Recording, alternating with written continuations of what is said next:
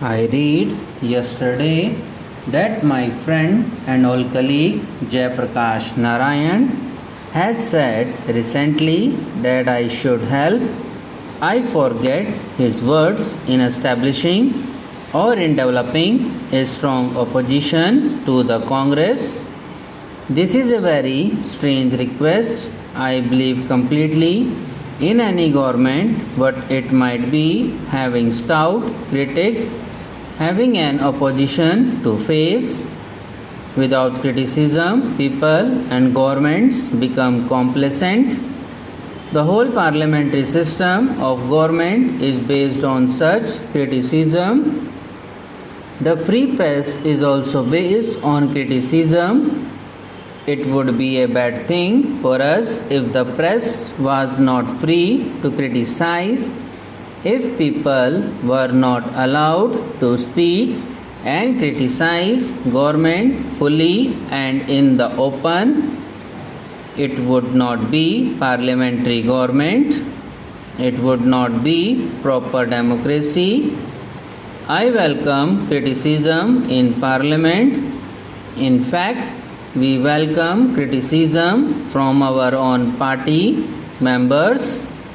The amount of room we have in our own party for criticism of government's policy is great.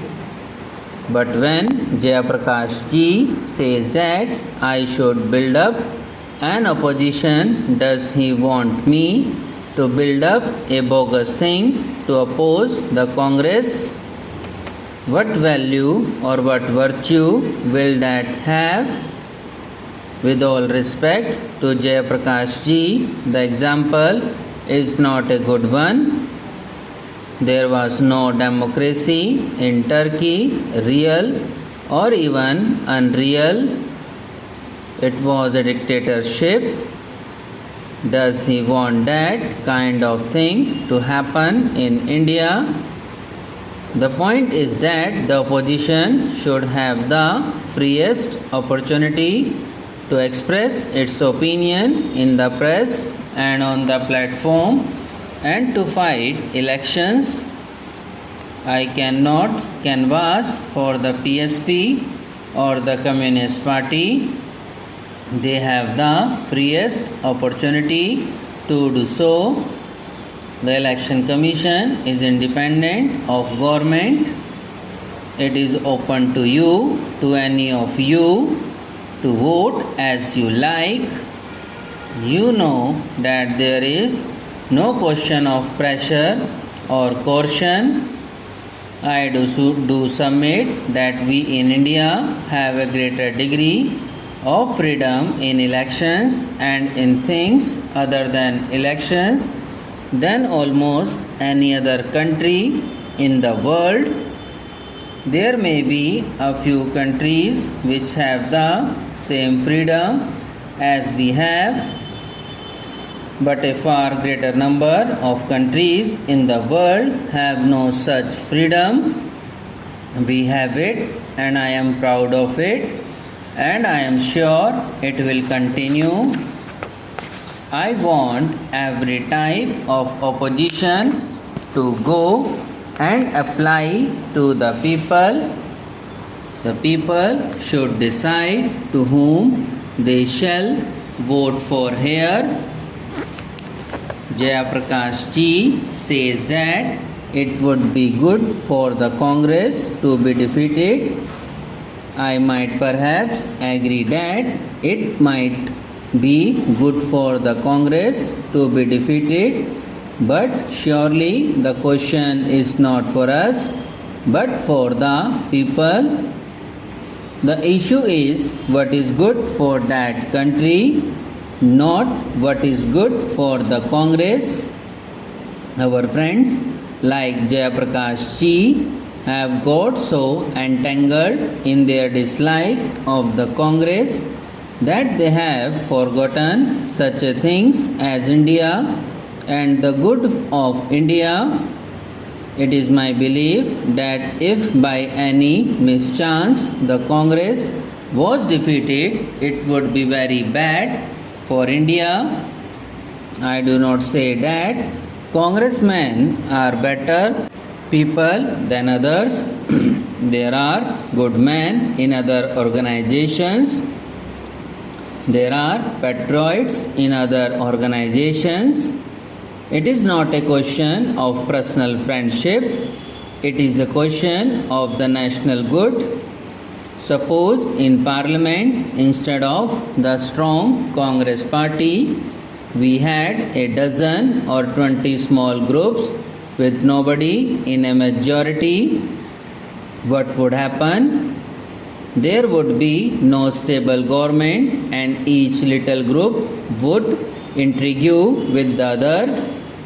There would be offers of ministerships for people who gave up a party to join another. That is what inevitably happens when there are all kinds of parties with none having a majority. I can give you instances where countries are failing because of the failure to get a stable government. At a time when we talk of the second 5-year plan, when the energy of the nation should be put into development, when we have Pakistan shouting itself hoarse about jihad and war, are we to experiment with numerous odd groups? It surprises me and amazes me that a person of good sense should suggest something which totally ignores the facts of life in India today. The facts of life are these, that we have to fight a tremendous opposition in India, not any political party, but our own failings, our own liability to go wrong, our disruptive tendencies, our communalism, our provincialism, our casteism, our readiness even to break into violence and so many other things.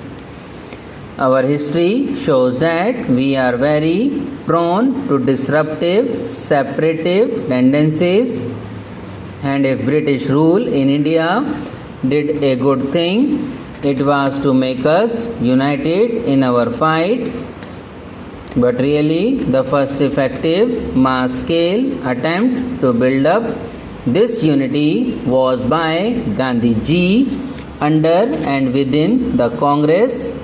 It brought results, and yet you see how soon such unity goes to pieces. Take the question of states or reorganization. Whether the decision was right or wrong, it is not fantastic for people to commit violence for that. Subscribe now and press the bell icon. Never miss an update.